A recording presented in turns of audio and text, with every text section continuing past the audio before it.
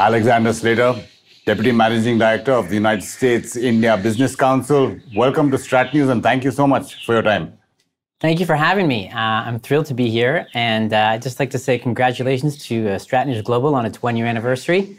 It's a wonderful platform, and I'm excited to be a part of it.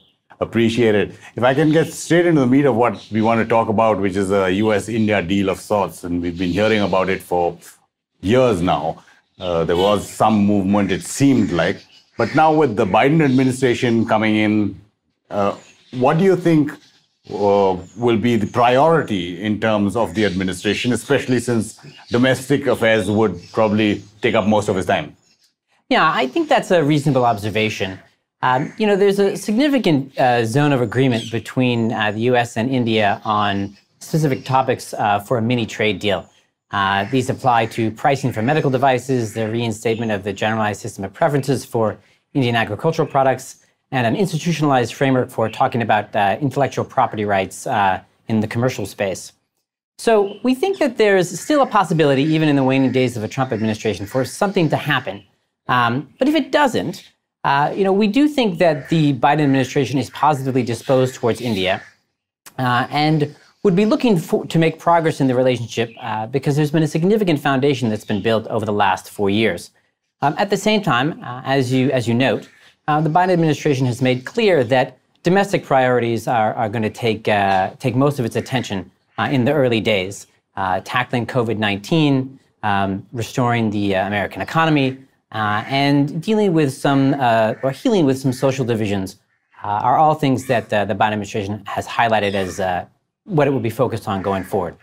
It's also important to note that President-elect Biden has a thoroughly distinguished career in the international affairs space. So I think, notwithstanding these significant domestic priorities, foreign affairs will take an important place in his mind and on his agenda.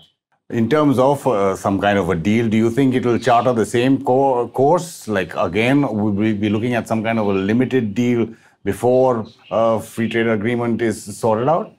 I think that's a reasonable assumption. The thing about reaching a free trade agreement or a mini trade deal now is that it would lay the foundation for a much larger deal later on and create momentum in the relationship.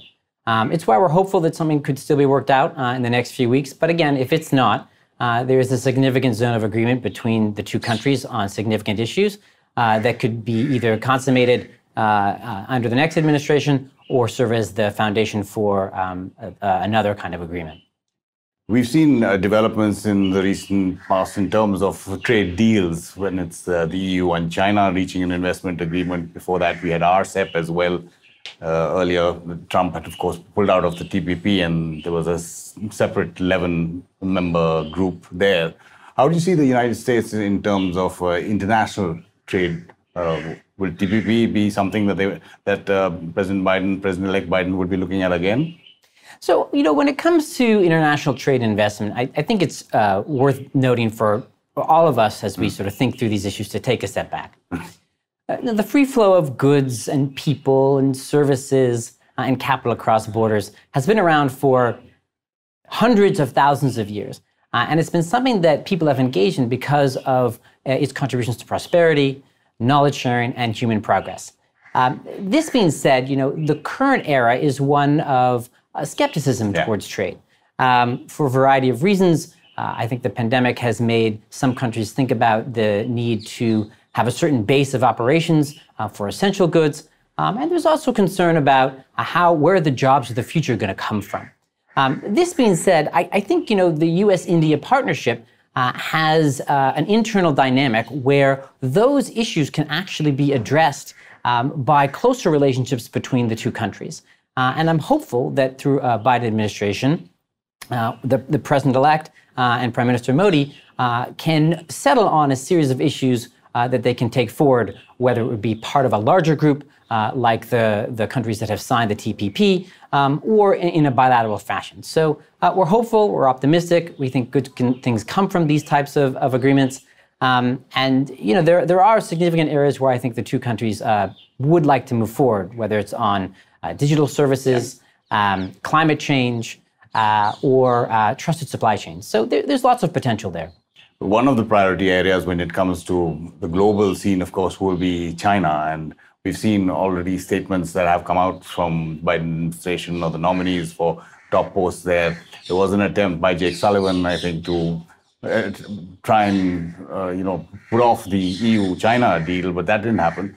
But they've made it clear that they're looking at allies again. And Europe would, of course, be one great focus area for the Biden administration. So in terms of a priority list, can they work simultaneously on various areas, especially when it's coming to China taking center stage around the globe in terms of, containment of China, or constrainment of China? Yeah, I think the U.S. foreign policy community is the deep bench. You mentioned Jake Sullivan, the national security advisor to President-elect Biden, but there are others as well who are going to be part of a really distinguished group that the President-elect has identified to be leaders and advisors. The Secretary of State is a very talented and very experienced diplomat on the world stage. So I think they can walk and chew gum at the same time, as Americans like to say. So I wouldn't see their engagement with Europe as taking away from their ability to work on other problems as well. But in fact, I would see that their engagement with Europe as part of that. The degree of China's lack of consistency on international norms is substantial. What has happened, aggression on the line of actual control in Ladakh, the new national security laws, infringing on agreements to protect rights in Hong Kong, and its conduct in the South China Sea through expansionist tendencies there, to say nothing of what's happened recently with flyovers of Taiwanese airspace. In order to kind of confront these steps, the world's going to have to do it together. And so I would hope that Europe and the United States would be able to come together to try and get everyone back on track for a rules-based international order, and to work with countries like Japan, Australia, and of course India on a free, open, peaceful, and prosperous Indo-Pacific. And we've seen movement on that front when you're talking about the Quad. It's not just the Malabar exercises and the military dimension to that. There were resilience and supply chains that have been talked about. The cyber issue has also come up there. So that grouping and many other groupings could possibly work together. I think that's a great point. Look, 2020 is going to be remembered for a lot of things. Obviously, COVID-19 and the global pandemic and the world's reaction to it. It's going to be the headline. But below that, if you look at the U.S.-India relationship, there has been enormous progress that has been made. President Trump came to Delhi at the end of February, signed some significant energy and defense deals. And then this fall has been a flurry of activity. As you mentioned, there was the Malabar exercises in the Indo-Pacific. There was also the Quad ministerial consultation, and that's now going to be an annual event. There was also the 2+2 in Delhi in October, which had some significant movement forward on defense agreements and cooperation in a variety of other areas as well. So the good news is that there's a real momentum and institutionalized framework across different groupings to drive forward this coordinated action. So I'm really bullish on what's the future bears for U.S.-India cooperation. You mentioned the U.S.-India 2+2, and Becca was signed their last foundational agreement. Now, that itself and defense is another area where India and the U.S. have been cooperating, and there have been a huge amount of defense deals over the last, 5-10 years or so. How do you see that going forward in terms of the Biden administration? I think you'll see a continued trend there. I mean, I think it only makes sense for U.S. and India to have greater strategic cooperation. These foundational agreements are critical to India being able to leverage the full capabilities and get the full value of U.S. defense platforms. In particular, what BECA allows for is increased intelligence, surveillance, and reconnaissance abilities. And that's something that's truly valuable to India as it takes a larger role in the Quad grouping in the Indo-Pacific on the maritime front, and also in monitoring what's happening up north, both on its eastern and western flanks. And so I think that these agreements are only going to create more momentum for greater integration on the security front between the U.S. and India. We've seen a new I don't know whether I can call it a model in the defense development field in terms of leasing equipment. I mean, before India would probably do that only with the Soviet Union or Russia now, ex-Soviet Union and Russia.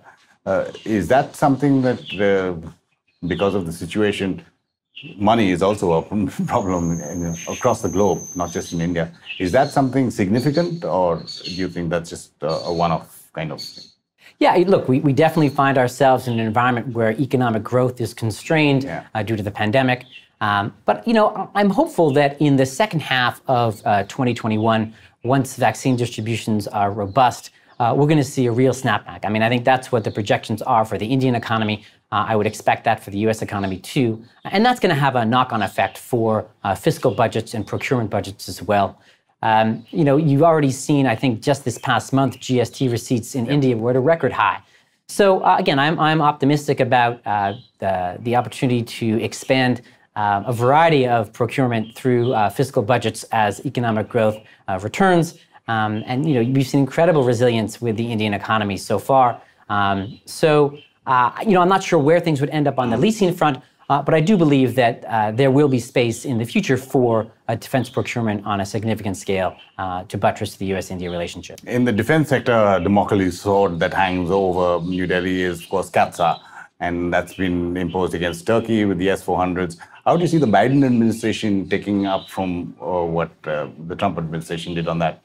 Will they impose sanctions against India on that front? So I don't think it's clear yet. I do think that this is a thorny issue, but I do think the countries, again, have so much at stake in their relationship, are so invested in it, that they'll find solutions to work through these issues.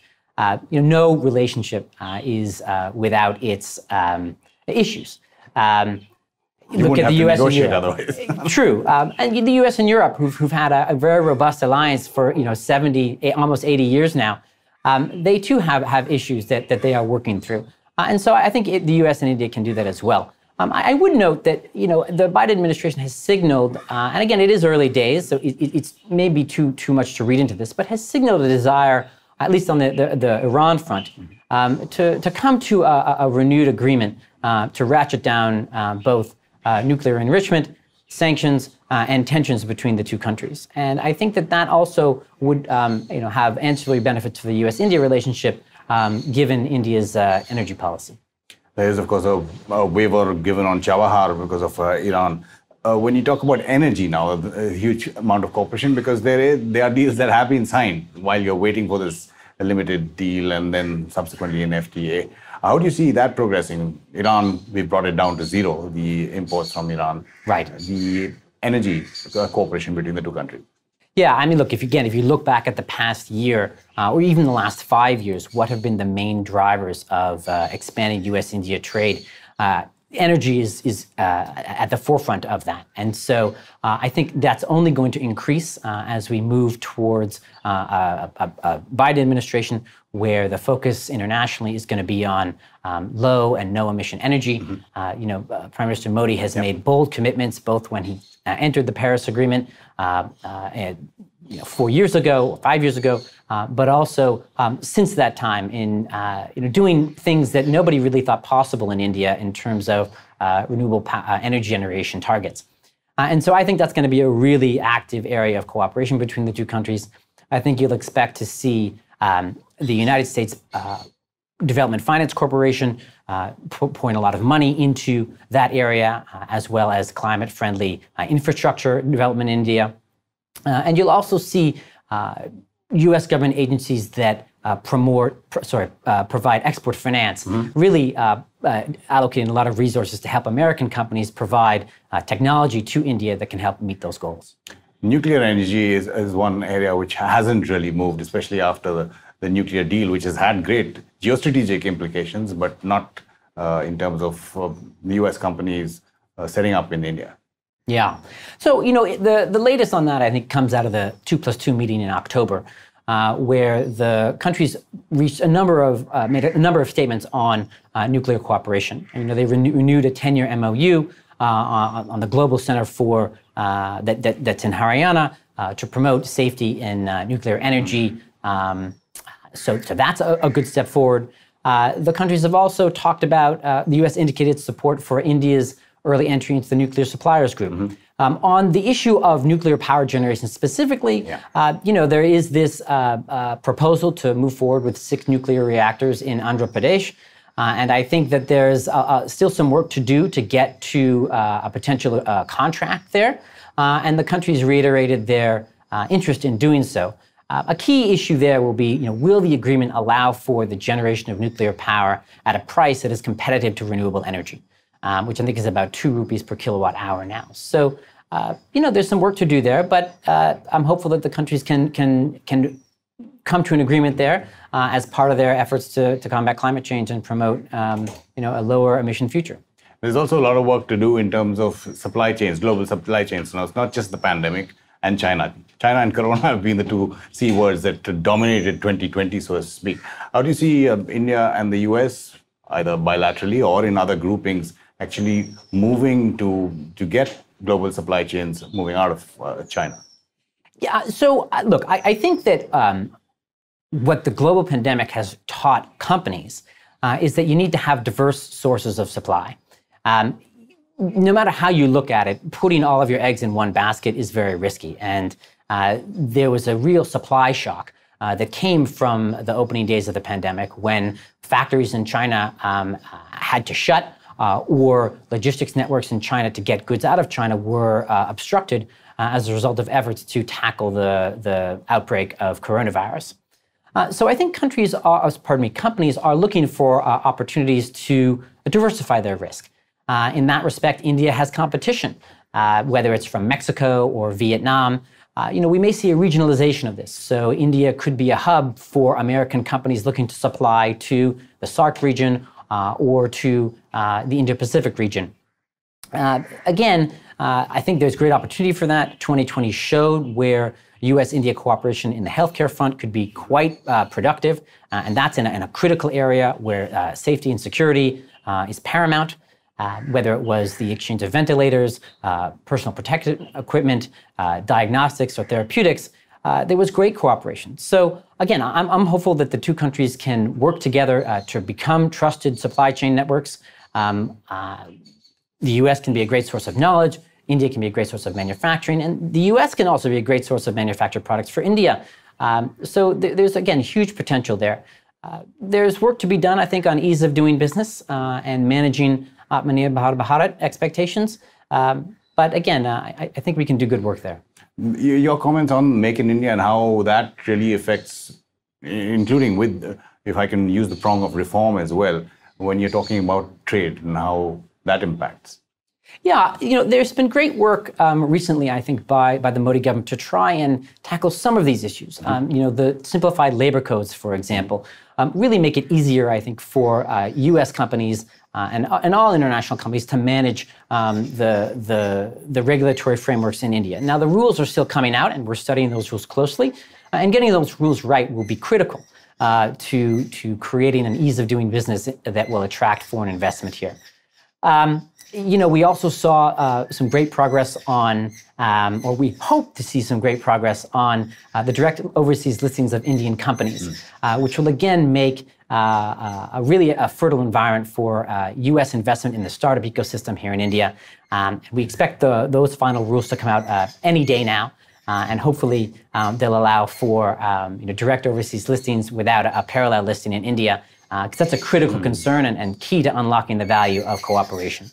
On the areas where more work needs to be done, I think regulatory stability and stakeholder engagement is something that the Indian government has improved upon, but still there's work to be done, and they're complementary. Atmanirbhar Bharat has, I think, admirable goals to create jobs in India, to make India a manufacturing powerhouse. But it should also remain focused on making India competitive globally. And that requires you to be open to foreign competition.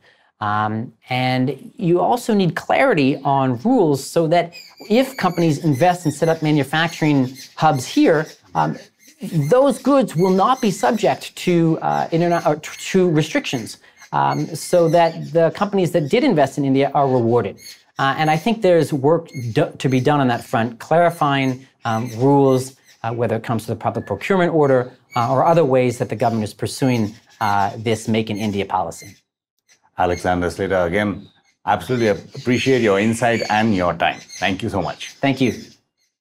And just for our viewers, if you like to support our kind of journalism, you can go onto our website, Strat News Global, to also follow us on our social media handles on Twitter, Facebook, and Instagram. You've been watching Strat News Global. I'm Amit Abrevi.